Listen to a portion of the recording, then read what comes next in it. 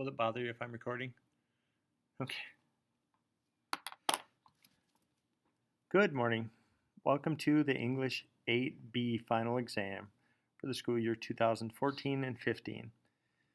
The first portion of this is an historical fiction character journal. After you listen to the short story, The Drummer Boy of Shiloh, you'll write 2 journal entries from the perspective of the main character. One demonstrating his character at the beginning of the story, and the second entry from the end of the story. Your entries should illustrate how the character has changed throughout the story as a result of his experiences. 2 journal entries and 12 lines minimum total.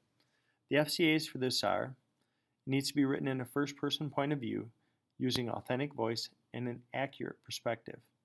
Second FCA is clear descriptive details of the setting, including the time, the place, and the mood. We need to know that it's like you're living there, not just telling about something you read. In the third FCA, you develop the main character further in the reader's imagination, meaning you need to show a depth of thinking and thought and expression that the main character would show as they're talking in a journal.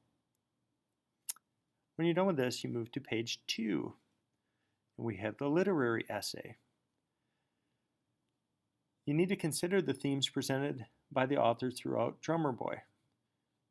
You need to think about how the author shows the theme by the way the character changes.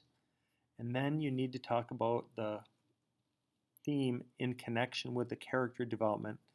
And you're going to have to argue on behalf of one of the 12 themes of literature. You have to use text evidence to support your claim, and you need 3 developed paragraphs. The FCAs include a claim that identifies a theme in the story as proven through the character's thoughts, actions, and dialogue, a minimum of 2 text evidence supports that proves your claim, and 3 commentary demonstrating how the theme is connected to the textual evidence. Remember that commentary thing? That's where you use your words to help match what you've read to a proven literary thing like themes. And then comes part 3, the informational reading. If you remember this one, we used the flip book. In this one, for number 1, you need to write a complete definition for the informational text. That's worth 2 points. You have to list a minimum of 6 types or sources of informational text. That's worth 3 points.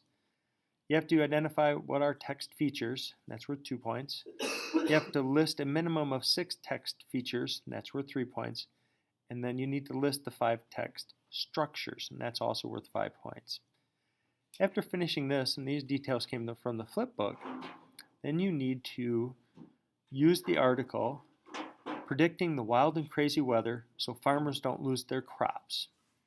You need to complete the graphic organizer below. So the first line is, of course, you fill in the topic. The second line, as you can see here, is the title and source of the text. The third line is the summary of the text, 2 sentences. Then you have to look at what the author's claim is. You need to have evidence for that author's claim. You have to have 2 pieces minimum, and you need to have an opposing point of view with 1 piece of evidence. What text features are present? Look at your list from up above and list 2 of them. And last but not least, you need to tell us what is the structure of this text. This is nothing more than the application of the flipbook stuff. It's what we did for MESA Unit 5. Then comes the informational essay. After reading or listening to the pro-con article, are warning labels needed for e-cigarettes? Write a Type 3 informational essay. Review the FCAs before you begin.